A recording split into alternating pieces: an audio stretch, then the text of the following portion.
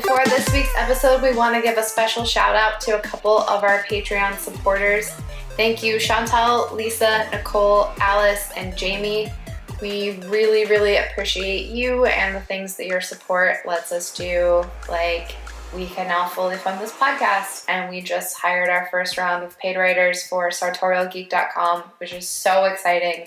If you want to help us out and join them, go to patreon.com/sartorialgeek, and you can see all of the cool rewards that we have over there, and we would super appreciate it. Hi, I'm Kyle Willoughby. And I'm Claire White. And we host the podcast Dragons, Sexy Robots, and Adventures, a Nerd Manual. Or DSRA for short. We're a nerd history podcast that aims to explore the roots of our favorite stories. Why is Black Panther Afrofuturism? What other famous movie directors wanted to make Jurassic Park? Every other week, we take an older and newer piece of nerd culture and seek to better understand their relationship by talking about what influenced them and the production behind them.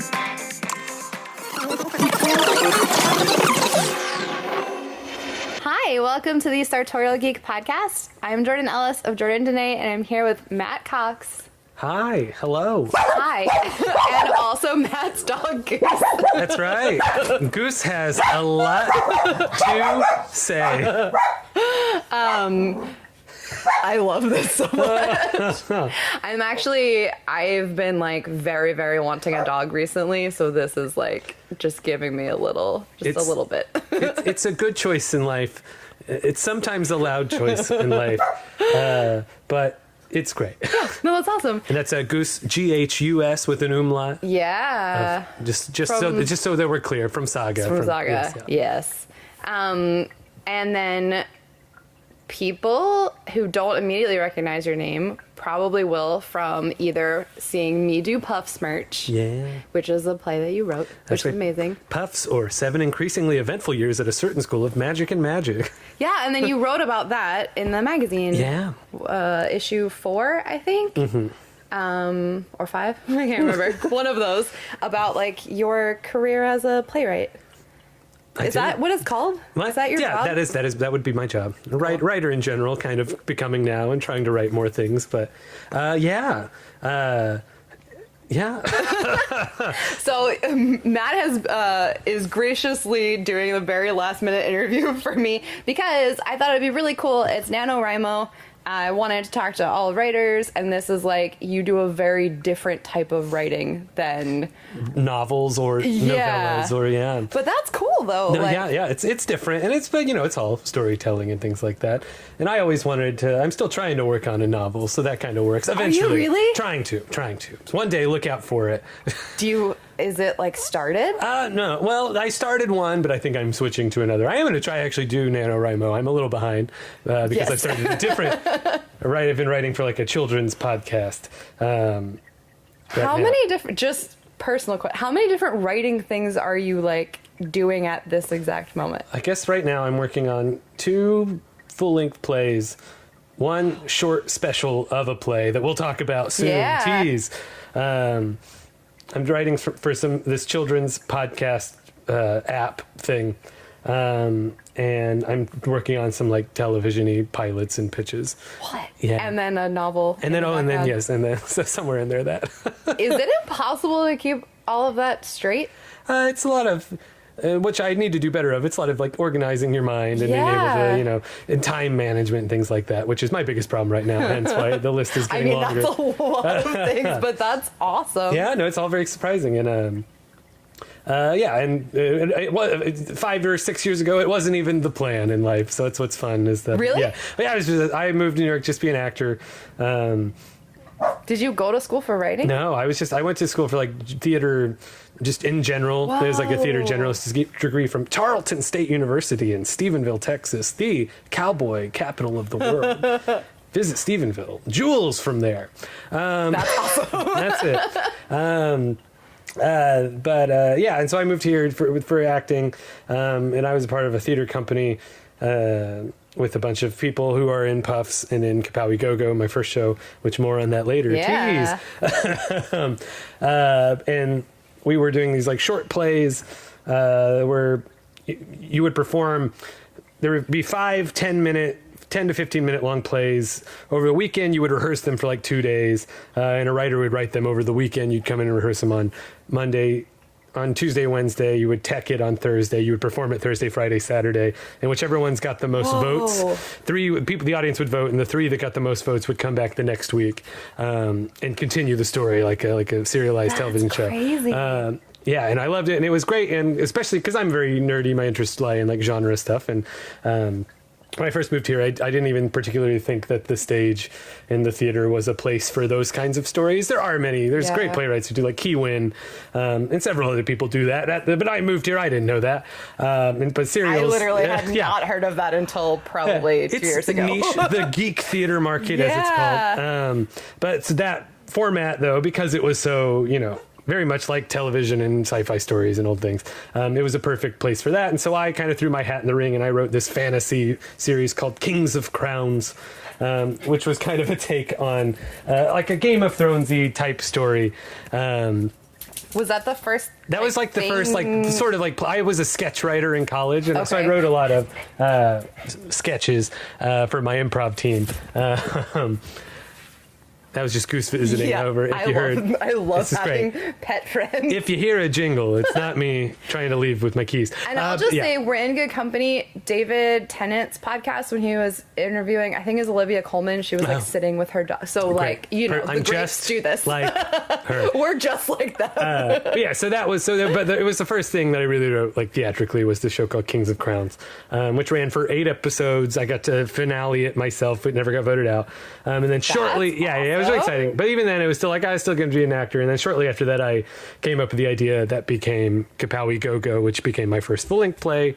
So did you take while you were doing this? Were you taking writing classes, or did you? No. I just kind of learned. Wow. As I took all of the information that I, as an actor, that I liked, like a script to provide, and like the things that I thought were fun, because I was like, and I'm an improviser as well. I used to do it more than I did, but occasionally within that format, we would work with writers who would be more open because it was so fast paced. Cool.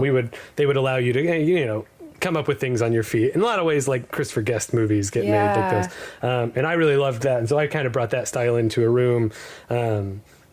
So I just kind of took everything I know. And then I've been basically just learning on my feet as I've gone, which has been great. That's so amazing because like, so if anyone doesn't know about Puffs, that is an incredible success story. It was crazy. It was unexpected. So Puffs, if you don't know, Puffs is the story of a certain boy wizard's 7 years at wizard school, but it's not about him. It's about the other kids at the school, particularly those of the Puff House, and how they were just trying to get a wizard education for 7 years, and harrowing events took place. And so that, we started that after we wrapped Kapow-i GoGo, which that show, I guess, just to give you all of the synopses. So Kapow-i GoGo was a 4.5 hour long play. It made up of 3 plays, basically. That was like a live action anime, cartoon, sci-fi series that told a story over 3 parts, each one kind of being its own like series of a cartoon would be. So it started as Kapow-i GoGo, which was like a children's Y7, plucky young 14-year-old girl on an adventure. And then that transitioned to Kapow-i GoGo Z, which was, she was 18 now, and it got a little bit more violent, and it was a little bloodier, and it was a little more edgy. And then that evolved into Kapow-i GoGo Returns, which was dark and gritty, and there was cursing language and zero hope, and then kind of how that all meshed together. And it's very much about pop culture and like the shows of our youths, like 90s and 80s cartoons, and like a love letter to Star Wars and all the things that I loved. That's like so much writing, though, to have not even had that be like the main idea. You know what I mean? Yeah, it was very much for a first thing. It was a lot of learning. It was a lot of learning. And even in that and Puffs, though, particularly, what's great about writing for theater, and similarly, you can do this with other things, but because we developed these at an improv theater, which isn't necessarily common, but it's where a lot of us worked, and we knew it. We had a lot of friends at. so we've been able to like kind of put the show on, and then I watched it every time, and I would tweaked it, like whatever didn't work and whatever. So it was like editing as we go in front of an audience as well. Like never putting anything purposely bad, we go through it to make sure it was good at first, but then letting it evolve over time to what seemed fun and what were new fun ideas. So yeah, that's kind of how I've been now I write. So which is interesting because I am not a writer, but I've talked to several writers just because of what I'm doing now. And something that's interesting, like I've talked to a couple of people who write novels, and they like, you write it and then it's done, and then maybe you write a sequel, but like your book is published and then usually it doesn't come out for like a year after you finish, so it's like old news. But when you're writing a play, I'm like rewriting it's living in a way, which is fun. That's wild. I mean, eventually you got to stop. Yeah, I guess. You got to just let the actors say their words. That's what the thing kind of like scares me about writing a novel, at least at the moment, is I'm figuring it out, how to get to that point where you go, yep, that's it, that's done, and that's tough. But eventually it clicks and you figure it out. That happened with Puffs, because I edited Puffs for almost 3 years, because we were lucky enough to transfer off Broadway, and then we transferred to a different theater off Broadway. And each time we kind of evolved the show to whatever space we were in. And finally at New World Stages, which was our final home, which you can watch that performance filmed on Amazon or iTunes or wherever you. It's mostly just those places. I think it's on a Broadway thing too. Oh, and Broadway HD. You can also see it on Broadway HD. You can on a Broadway thing. I know nothing. But so that's so eventually finally it hit a point where it's like, yeah, I think that's done. And again, I know nothing. It's like written permanently so that other people. And yes, and there's a script. You can also purchase. You can purchase a script. The permanent writing. The book of plays. But I guess that's like kind of a version of it being like semi-done because you had to pass it on. Yeah, and so that was fine. My version of that. That was a whole learning experience as well, like going through the publishing of that, and figuring out how to translate what we had been doing for 3 years. That was just made sense on a page. It was like, oh, how on earth do we get other people to realize that? And particularly with that, because given that Puffs, ideally it was going to attract, the script book was going to attract people who maybe didn't even want to do the play. They just wanted to read the story. I tried to write the stage directions and, everything so that it told a story on the page as well as assisting someone on a stage. So if you do want to just read it, it's a fun time. And so that was kind of a step in the journey of figuring out how to write for a published piece. Yeah. I literally didn't know until right now that wasn't. I just kind of assumed you wanted to like write in some kind of way, and then also liked acting, and then fell into this niche. That's wild. I did growing up, I always wanted to write. Like that was like the dream, but I guess I just never tried because I was afraid I didn't know enough words and that people wouldn't like that. And then eventually you just kind of I just kind of got over that eventually. And that stuck with me for a really long time too. It was just like, I really would love to write. And then I just wouldn't try because of that fear. And then what was great about the serials thing I wrote for is that I had, 2 days to write a script. You can't be that and so then it was like, I guess if I want to do that, I just got to try it. And that's, I think, to any aspiring, that's, I guess, the way to do it is just go, this has to be done by now. And the best thing with that, because even as the other projects that I work on, I'm a very bad at procrastinating. And so I need deadlines.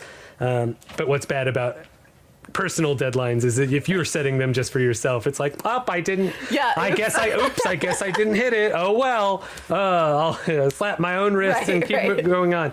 So what I like to also do is because we have what's lucky, is either just organizing like a reading or something with friends and invite them and be like, on this day we're gonna read this. So if you don't do it, public deadline. So that way, if you don't do it, at least someone's disappointed in you, and it's probably yourself.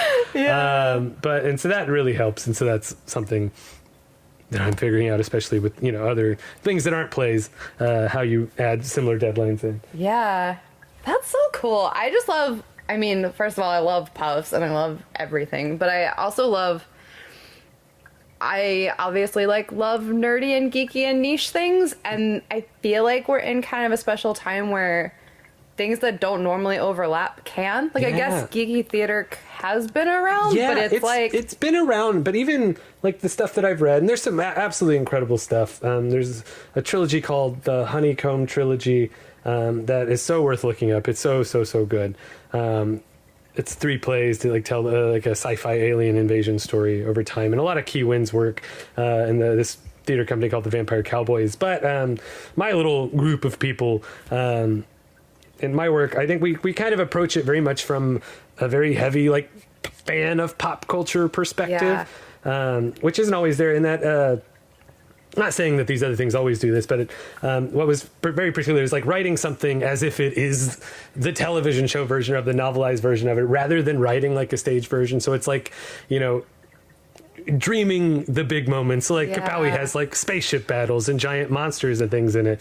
And it's, you write it and you just figure out how to make it work rather than like apologizing for the genre you're writing for, is what we try to do. So it's, you know, embracing every aspect of what you love about the thing and then putting that on stage.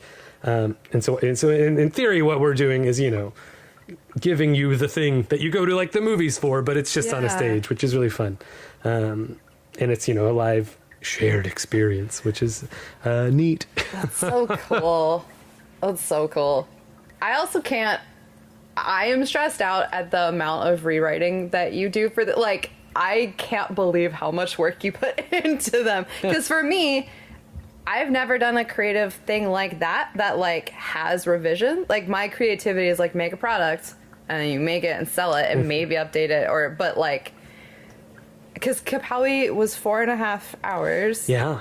And now you're like kind of rewriting it, right? So that's the big next thing on the docket. That is so stressful to me. Yeah, so we're like, because it was like my first show, and we now have like a wonderful group of people who call themselves Puffs fans, which is the most insane thing. We have people who cosplay and came and saw our show like 20 times.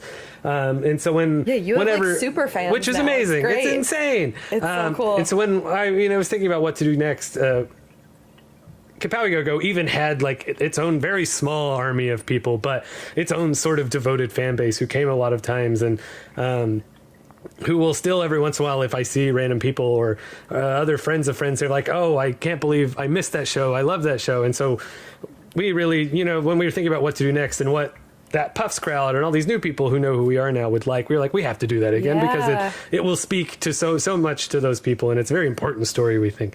So we're redoing it next year. It's completely from the ground up rewrite, just because, you know, I'm better now because time helps you do that. You get better as you do it, which is a convenient thing. And so it's the central story will be the same, but we're doing it in 2 parts this time. A certain Wizards play on Broadway that you may or may not be familiar with, but part 1 will be, part 1, part 2, different stories, a whole new little like middle chunk of it, and it's going to be really fun. And there'll be spaceship battles and giant monsters and really big swords and power fights and I'm so excited. Love and romance and the power of believing and imagination. I'm excited too because I've been hearing, like, through hanging out around Puffs, I've been hearing about this this show and trying to piece together what it is. So I'm excited to see it and see like if my imagination, like my imagined version, is close at all. I can't wait. Oh, that'd be great. But yeah, so it's a lot of rewriting, but that's the fun part. Editing is the fun part. I mean, that's something that, you know, especially when you get feedback from people, which luckily we have, 8 months of feedback from a run of a show to look back on. Like really looking back and going, oh, what made people laugh or feel things and then how do we do that more? Or how do we maximize why this one moment here made someone feel such and such, and how do we connect those dots, and that's the fun part of the rewrite of it, although it is close to 400 pages. I can't even. That's so cool. Yes. So what's the best way to like get updates on news for that? Is it following you or following Kapow-i? You can follow me at Matthew the Cox on Twitter, or go to my website, mattcoxland.com. That's awesome. Or you can go to Kapow-i GoGo saga.com, or you can follow Kapow-i GoGo, Kapowi GoGo. Cool. on Instagram or Twitter or Facebook. And we'll tell you all about what's going on there. I'm really, really excited for that. It's a really fun time. And even if you, and one thing that's also very fun about working in like the geek space within, that phrase, like in the geek theater world, of like translating, these aspects of fandom from like an earnest place that we're trying to do on stages. We also, with Puffs, we did a lot of readings of these spin-off plays that sort of explored the world in ways that we would never be able to have like the money to put on stage. But, we had the actors and we'd read these silly stories. One was a sequel called 19 Years Later. One was a prequel called Dude, Where's My Fantastic Beast? And then we did like this big epic Avengers Endgame style one called Puffs 3 Event Filmless Maximus. With Kapow-i GoGo, we did something similar. Back in 2016, we did the Kapow-i GoGo holiday special, which was a really silly, fun time. We did it for one night, barely rehearsed it. And that was such a great, stressful time. We're going to do it again in a few weeks. Last year too, right? Did you do it one other time? No, we only did that one time. What did I see? You saw that.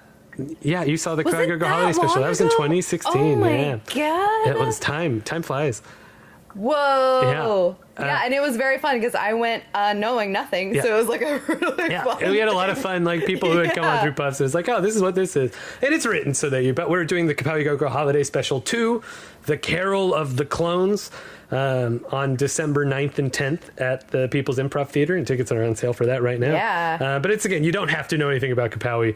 It is like, it's going to act as like a capper on the original version of it. So it's going to be like the end of the saga, a la a certain Star Wars movie coming out. I don't know, some things that it times out well. Yeah. That's good, and it's very fun theatrically as well to be able to do these like event pieces within these worlds, cool. Because that's something that I love, and so that's why theater's weirdly perfect for that kind of stuff, because you can really put something up very quickly in a way that you really can't with some other things, which is really nice. I mean, the way you do it is very impressive. Like, that's not easy. That's really, really cool. But it's nice is whenever, some certain moments, if you need to fill time, you can just look at someone who's talented and go, just make something up, which is great.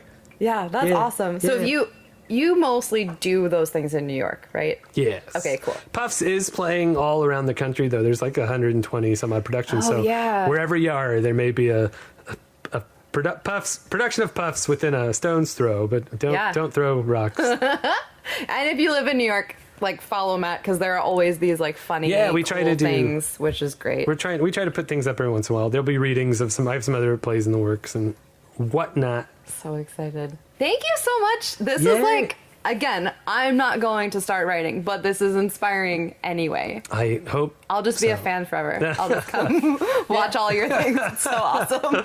Hopefully, I'll see some of our listeners there too. Yeah. That's awesome. Thank you, Matt. Thank you. Thank you so much for listening. If you enjoyed this episode, you can head to our archives to hear more or hit subscribe to hear what's coming up next. If you want to go a step above and beyond, you can leave us a review on iTunes, which helps other nerdy people find us. Or you can go to patreon.com/Sartorial Geek to help keep the podcast going and check out the cool rewards that we have over there. Have a great week and stay nerdy.